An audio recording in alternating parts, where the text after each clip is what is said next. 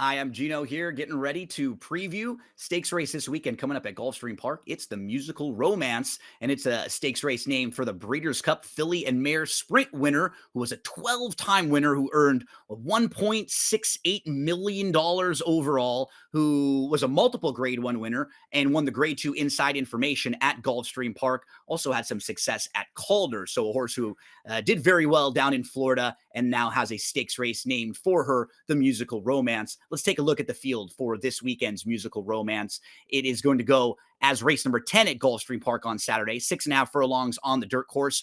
Imanra and Bluefield are your top two betting choices on the morning line. Keep in mind, Batacuda actually raced last week, so I would be shocked if Batacuda actually is going to wheel back and run in this race. I'm kind of taking her as she's going to scratch out of here because she was a winner of the stakes race last week at Gulfstream Park.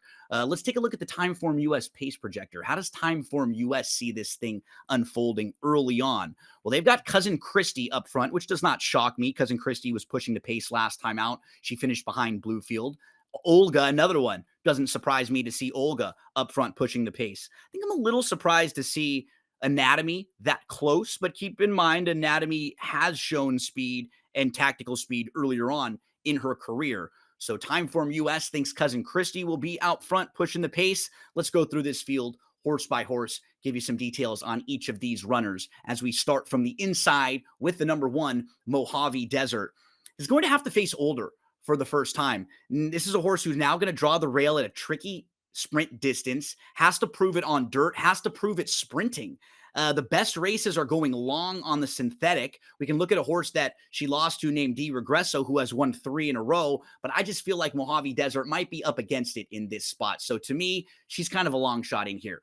We move right next door to the number 2, Bluefield. And I believe Bobby has a replay for us that we can show of Bluefield from that last effort where Bluefield was winning. Cousin Christie is actually the horse that's down on the inside here, setting the pace. And Bluefield's taking the lead right here at the top of the lane as we're going to see the spotlight on Bluefield. This was a good effort from Bluefield.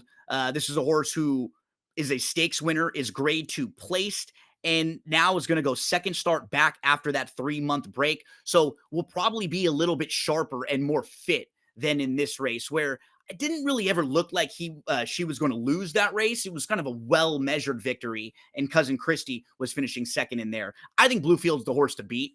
You just go through the overall form. This is a horse who's proven at Gulfstream, who's proven at the distance, who's now going to make her second start as an 8-year-old. She's a 9-time winner. She just loves to win races. I think she's the one they'll all have to hold off in here.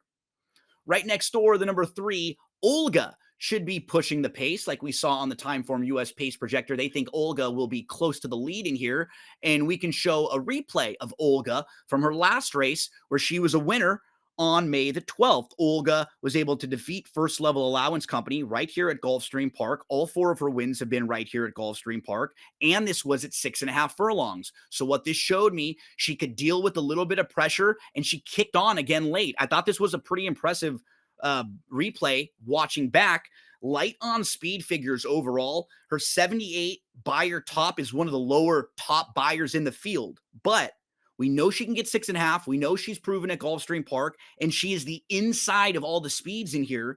It's probably her and Cousin Christie pushing it up front, and I think she can outrun her odds in here. I actually prefer her of the speed horses. That's the number 3, Olga, who's 12-1 on the morning line. I think could offer you some very nice value. Let's move to Batacuda. As I mentioned, I'm not going to talk a whole lot about Batacuda because I'm going to be treating her like she's going to scratch out of this race. She won the powder break by 6.25 on June the 22nd. So this would be a real quick turnaround in just a week. And if she were to come back quickly in this situation, you would wonder how sharp she would be coming off of that romping effort where she had that big performance. So if she does come back quickly, I would be against her, but I'm going to kind of treat it like she won't even be in this race. Don't be shocked if you see her scratch out of here. Let's move to Anatomy, the number 5, who I like. And we also have a replay of Anatomy's last race. You can see Anatomy way on the outside, just coming into the picture. She had to close from way out of it. She was 7th in a field of 9. She was about 5 lengths off, and she had to move 7 wide. Look how wide she is coming down the center of the track there. And that was on the synthetic, but she actually has nice dirt form. She'll be making her first start versus Stakes Company. She's going to make her third start of the form cycle. And I like the versatility that she has.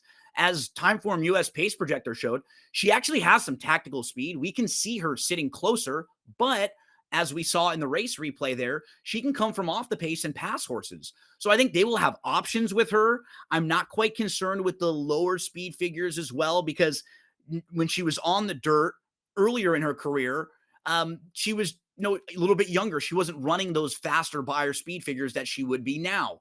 I think Anatomy has a big shot in here, and she's a major player to me. I think she's 10 to 1 on the morning line. If she's anything over 6, I think that's very fair value, and I'm going to peg her on top when we get to our selections.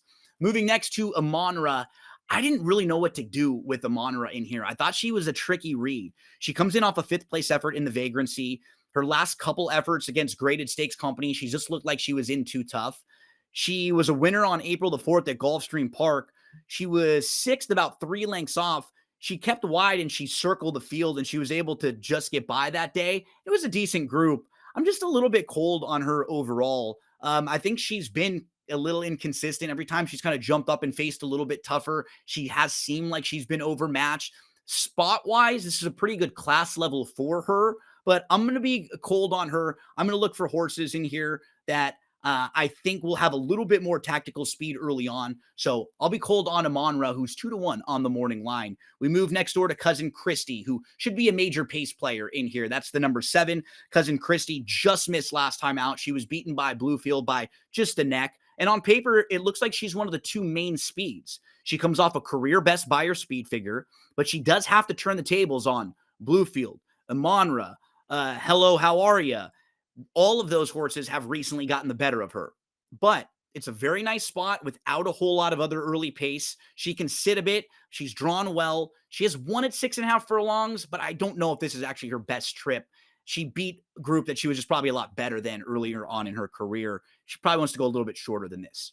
Let's get to the 2 outside horses. The number 8, Hi, Hello, How Are Ya? Got squeezed back just after the start in her most recent race. And I think you can put a line right through that effort. And if you're playing her off of the April 19th race where she beat Olga, prior to that on March 15th, she's in front of Cousin Christie. And I think she can sit a very nice trip here from the outside and just sort of fall into a good spot. So I'm using her in some of the multi-exotics. I think she's a player in here. As we round out the field, let's get to the number 9, Athena's Wisdom. She steps up after winning 3 of her last 4 at Tampa. She had a fine start in the most recent race. She was back to 5th. She was sitting about 2 lengths off. She moved inside. She pushed through the rail, and she kind of angled around. It was a nice opening and a nice victory that day. Don't really have many knocks on her. I just like others more, and I think you might be able to find better value if you're looking for other long shots in here. So there's your field for the Musical Romance on Saturday at Gulfstream Park. Let's take a look at the selections and how we put them all together when it's all said and done. I'm going to go to the number 5, Anatomy. I think the versatility in here is key with Anatomy. To me, the horse to beat is Bluefield, just a horse that we've seen against better, perform well, and I sort of feel like she's a measuring stick in this group for this field. The number 3, Olga, is a pace player who I think can outrun her odds and show some speed down to the inside.